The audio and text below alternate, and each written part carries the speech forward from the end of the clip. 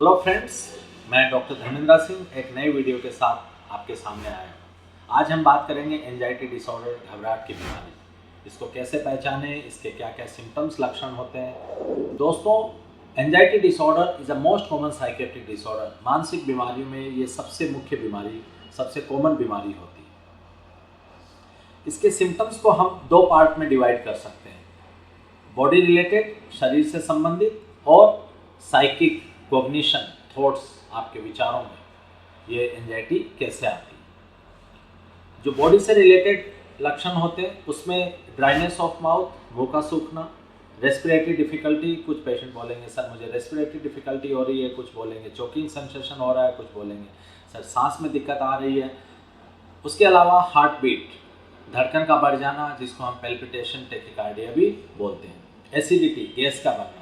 Not 99 even 100% patients में जो anxiety के पेशेंट होते हैं उसमें एसिडिटी और गैस बनती है। ज़्यादातर ये पेशेंट फिजिशियंस को, गैस्ट्रोएंटरोलॉजिस्ट को दिखाते रहते हैं, बट एक्चुअली उनको होती एंजाइटी है। ऐसा नहीं है कि गैस, एसिडिटी के बहुत से कारण होते हैं, बट अगर उनको एंजाइटी डिसऑर्डर है तो वो बेसिकली गैस बनती है। उनको एंजाइटी का पता नहीं होता, बट उनको पता है कि एसिडिटी और गैस है, तो मुझे गैस्ट्रो के डॉक्टर के पास या फिजिशियंस के पास जाना चाहिए।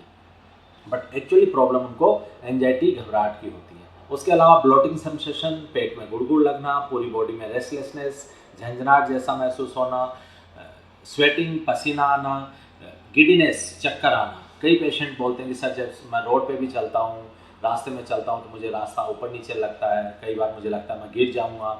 और बेसिकली वो वर्टाइगो या उसका ट्रीटमेंट लेते रहते हैं, लेकिन एक्चुअल में उनको प्रॉब्लम एंजाइटी की होती है। तो एंजाइटी के सिम्टम्स को पहचानना इसलिए भी ज़रूरी है क्योंकि ये पेशेंट, जैसे मैंने आपको बताया, पैल्पिटेशन, हार्ट की वजह से कार्डियोलॉजिस्ट के पास जाने लग जाते हैं।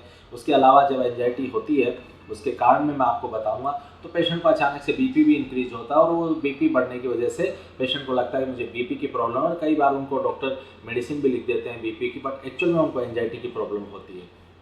और जैसे ही हम एंजाइटी का ट्रीटमेंट करते हैं, उनका बीपी नॉर्मल आने लग जाता है। जैसे मैंने आपको बताया, एसिडिटी, गैस की वजह से वो गैस्ट्रोएंटरोलॉजिस्ट के पास जाने लग जाते हैं। कई बार वर्टाइगो का, वो चक्कर आने का ट्रीटमेंट करवाने लग जाते हैं, बट एक्चुअल में सारे ट्रीटमेंट, सारे सिम्टम्स एंजाइटी के होते हैं। तो ये आपके बॉडी रिलेटेड सिम्टम्स हैं, जैसे मुंह का सूखना, धड़कन का बढ़ना, एसिडिटी, गैस का बनना, ब्लोटिंग सेंसेशन लगना, रेस्टलेसनेस, झंझनाहट जैसा महसूस होना, चक्कर आना, स्वेटिंग, पसीना आना। कई लोगों को इवन डायरिया जैसा महसूस होने लग जाता है।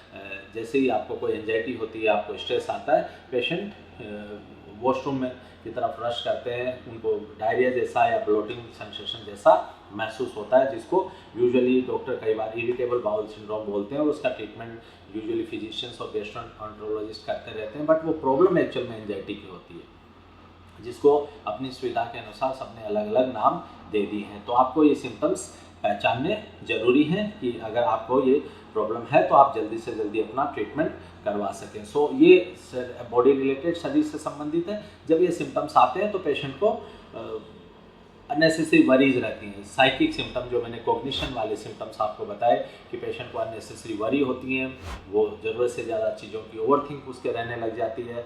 वो उसको पता है कि अननेसेसरी मेरी वरी है, बट पेशेंट उन वरीज को कंट्रोल नहीं कर पाता। Patient is not able to control that worry, और उसकी वजह से उसके थॉट्स नेगेटिव हो जाते हैं, जिसको हम कॉग्निटिव एरर बोलते हैं। कॉग्निटिव एरर, थॉट में डिस्टॉर्शन आ जाता है, विचारों में विकृति आ जाती है। वो हर चीज़ के बारे में नेगेटिव सोचता है, हर चीज़ के बारे में, वर्स आउटकम के बारे में सोचता है कि कुछ भी थोड़ा सा हुआ तो कुछ ज़्यादा ही गड़बड़ हो जाएगा, जिसको हम कैटास्ट्रोफिक थिंकिंग कहते हैं।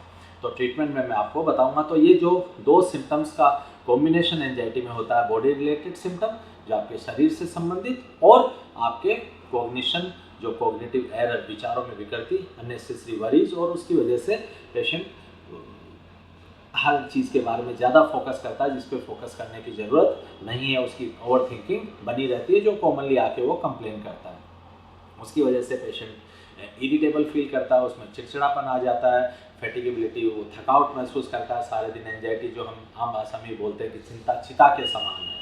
और उसके अलावा पेशेंट का स्लीप डिस्टर्बेंस, उसकी नींद में दिक्कत आने लग जाती है, पेशेंट कॉन्सेंट्रेट नहीं कर पाता, अटेंशन, कॉन्सेंट्रेशन कम हो जाती है। तो अगर जॉब करने वाला है या स्टूडेंट है तो हमेशा फोकस करने की, अटेंशन की कंप्लेन करते हैं। तो ये सब सिम्टम्स आपको ध्यान में रखने ज़रूरी हैं, क्योंकि जैसे मैंने बताया कि अगर आप ये सिम्टम ध्यान में नहीं रखते हो तो कई बार आप दूसरे ट्रीटमेंट की तरफ डाइवर्ट हो जाते हो। आप या तो कार्डियो के पास चले जाते हो, क्योंकि जैसे एक्सट्रीम फॉर्म ऑफ एंजाइटी है उसको हम पैनिक अटैक कहते हैं। पैनिक डिसऑर्डर भी एक एंजाइटी डिसऑर्डर होता है। तो panic attack is extreme form of anxiety. जब ये एंजाइटी के सिम्टम ज़्यादा होते हैं उसको हम पैनिक अटैक बोलते हैं।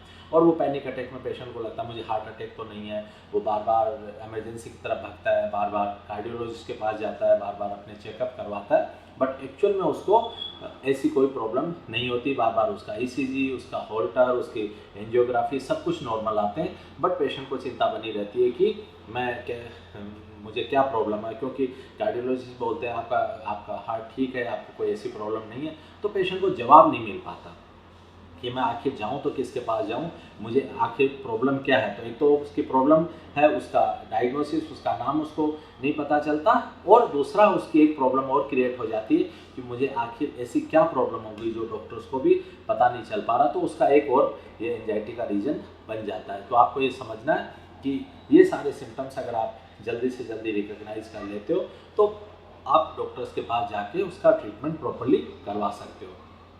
आप ये होती क्यों है एंजाइटी?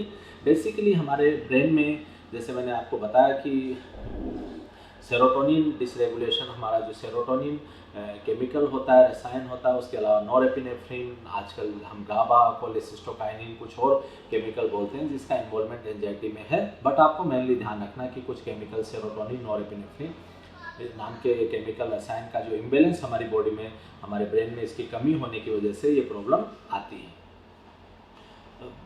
बेसिकली जब हमें स्ट्रेस आता है तो उसकी वजह से जो स्ट्रेस हार्मोन हमारी बॉडी में रिलीज होते हैं ब्लड में, जैसे आपका एपिनेफ्रिन और एपिनेफ्रिन, कॉर्टिसोल, तो ये बेसिकली हमारे जो नर्वस, ऑटोनॉमिक नर्वस सिस्टम है, सिंपैथेटिक, पैरासिम्पैथेटिक नर्वस सिस्टम हम बोलते हैं, तो बेसिकली ये एक्टिवेट होते हैं और उसी की वजह से पेशेंट को हार्ट बीट बढ़ना, आपका जो रेस्पिरेटरी डिफ़िकल्टी, सांस में घुटन, चोकिंग सेंसेशन जैसा पेशेंट महसूस होता है, उसको एसिडिटी आती है, ब्लोटिंग सेंसेशन होती है।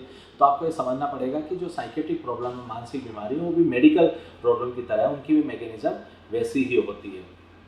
तो आप अगर कई बार मैंने देखा कि commonly anxiety disorder miss diagnose हो जाती है, या तो एक कार्डियोलॉजिस्ट के पास जाते हैं जो अपना हार्ट अटैक से डरते रहते हैं, या उनको लगता है कि मेरा बीपी क्यों बढ़ा हुआ है, या वो गैस्ट्रोएंटरोलॉजिस्ट या फिजिशियन के पास जाते हैं एसिडिटी और गैस की वजह से, या कई बार रेस्पिरेटरी डिफिकल्टी। कई बार मैंने देखा है कि पेशेंट, एंजाइटी के पेशेंट रेस्पिरेटरी डिफिकल्टी की कंप्लेन करके फिजिशियंस के पास जाते हैं, और उनको कई बार इवन इनहेलर या ऐसी मेडिसिन दे दी जाती हैं जो लंबे समय तक वो यूज़ करते रहते हैं, जिसकी ज़रूरत ही नहीं है। तो आप सोचिए कि जो कॉमन साइकेट्रिक डिसऑर्डर लोग उसको भी नहीं पहचान पाते, और हमारे पास बहुत डिले करके हमारे पास आते हैं। तो अगर ये कुछ बड़े सिंपल कॉमन सिम्टम्स हैं, अगर ये आपको लगातार हो रहे हैं, इसका मतलब आप इसको टाइम पे पहचानिए और इसका ट्रीटमेंट लीजिए। ट्रीटमेंट का जो वीडियो है मैंने अलग से इसका बनाया है। अगर बेसिक आप रूल आउट कर देते हैं कोज, जैसे कि ईसीजी करवा के हार्ट, आपका जो हार्ट का स्टेटस है वो हम रूल आउट कर देते हैं। थायराइड हार्मोन को का टेस्ट करवा के हम थायराइड, क्योंकि थायराइड हार्मोन एक ऐसा हार्मोन है जो डायरेक्टली एंजाइटी और डिप्रेशन से रिलेटेड होता है।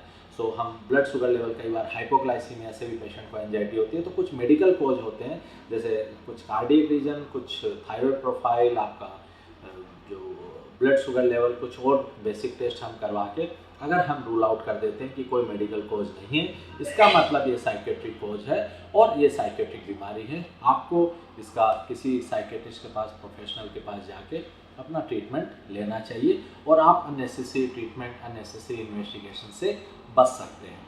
Thank you. Subscribe now.